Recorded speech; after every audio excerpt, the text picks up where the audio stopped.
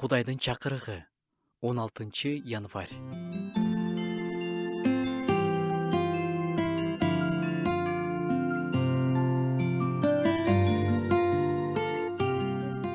Сыйынуу бул жүрөктүн сүйлөшүүсү дейт бирөө. Забурчу да мындай дейт: тереңдиктен сени чакырам, Теңирим. Оозуңузда сөздөрүңүз төгөнүп. Жүрөк болсо коркунучка, үмүтсүздүккө, кайгыга толгон мүнөттөр болду беле.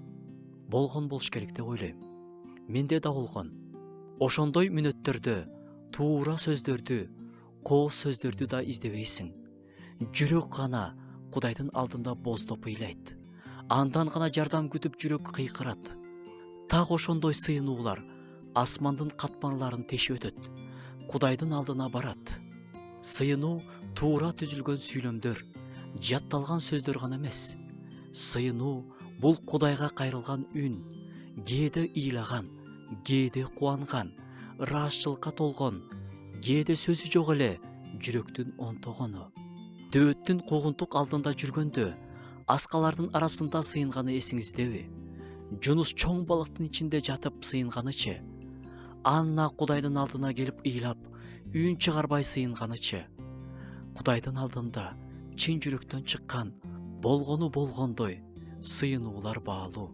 Ыйык жазууда мындай аят бар: Теңир чын дилинен өкүнгөндөргө жакын, моюн сунгандарды куткарат.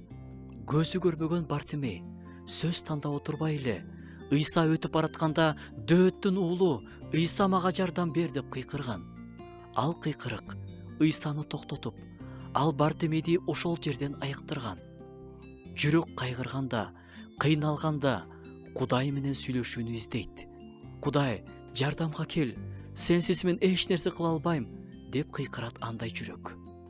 Бир тууганым, жүрөгүң кантип атат? Бугуңду чыгарып, Кудайдын алдында баарын төгүп, баарын айтып алгың келип жатса, өзүңдү токтотпо. Кудай сыйынууңду четке какпайт. Ал гана үмүт, тынчтык, күч жана чыгуу жолун бере алат.